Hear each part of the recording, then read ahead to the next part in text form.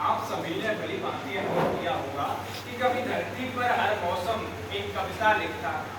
सर्दी की ठंडी सांसें, बसंत के रंग, गर्मी की उजली धूप, बारिश की सुरमई बूंदें क्या गजल सुनाया करती। लेकिन इस सुंदर सिलसिले को हमारे अज्ञान और लालच की बुरी नजर लग चुकी है।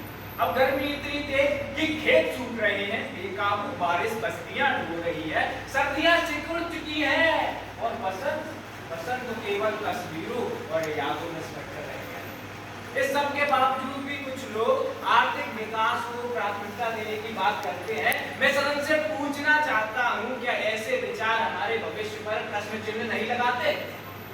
नमस्कार आदरणीय अध्यक्ष महोदय, माननीय निर्णायकगण एवं सम्माननीय श्रोतागण, मैं देवेंद्र आज आप सभी के समक्ष सदन के विषय के विपक्ष में तर्क करने आया हूँ। महोदय, आर्थिक विकास अनिवार्य है, लेकिन पर्यावरण की बलि देकर नहीं, बल्कि इसको प्राथमिकता देकर, क्योंकि जलवायु परिवर्तन एक बड़ी चुनौती बन चुका है। ये नई चुनौतियों को चिंगारी देने के साथ साथ कई पुरानी चुनौतियों का दुस्साहस भी दोगुना कर रहा है। वर्ष 2024 अब तक का सबसे अधिक गर्म वर्ष रहा। वैश्विक औसत तापमान 1.5 डिग्री सेल्सियस से अधिक हो गया। हिमालय के ग्लेशियर 65% अधिक तेजी से पिघल रहे हैं। तटीय क्षेत्र जलमग्न होने को है। प्रजातियां विलुप्त हो रही हैं। चरम मौसम की घटनाएं बढ़ रही हैं।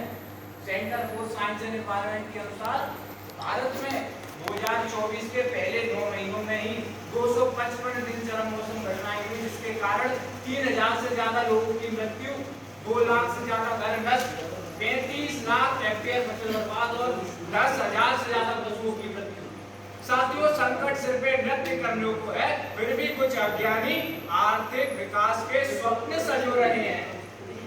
माननीय बड़े बड़े अर्थशास्त्रियों एवं नीति निर्माताओं के सिर चकरा उठते हैं जब स्विस इंस्टीट्यूट की रिपोर्ट कहती है कि पर्यावरण परिवर्तन 2050 तक वैश्विक जीडीपी में 18% तक की गिरावट ला सकता है, और अगर इसे प्राथमिकता न दी गई तो दुनिया को 2070 तक $170 ट्रिलियन से अधिक का आर्थिक नुकसान हो सकता है।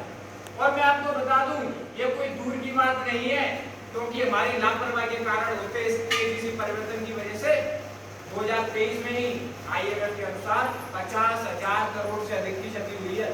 और यही नहीं, जीवन और आजीविका पर खतरा, जल संकट और खाद्य सुरक्षा, नई बीमारियों का अधिक तेजी से प्रसार, जलवायु शरणार्थियों की समस्या, राष्ट्रीय सुरक्षा पर गहरा नकारात्मक प्रभाव, संसाधनों को लेकर अंतर्राष्ट्रीय संघर्ष एवं राजनीतिक अस्थिरता, ऐसे तमाम संकट इससे प्रोत्साहित हो रहे हैं। फिर भी इसको प्राथमिकता देने की जब बात आती है तो इस पर प्रश्न उठाए जाते हैं।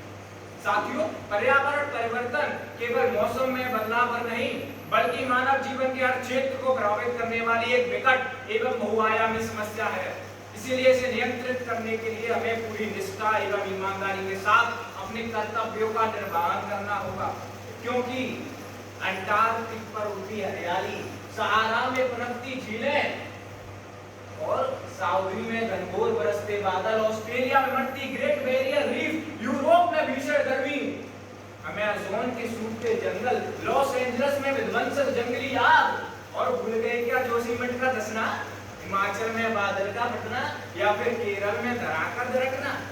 ये सिर्फ खबरें नहीं, हमारे विनाश की आहट है, आहट। अगर इसे अब भी अनसुना करते रहे तो आर्थिक विकास को छोड़िए साहब, बचने के लिए कहीं जगह भी नहीं बचेगी। धन्यवाद। बहुत बढ़िया।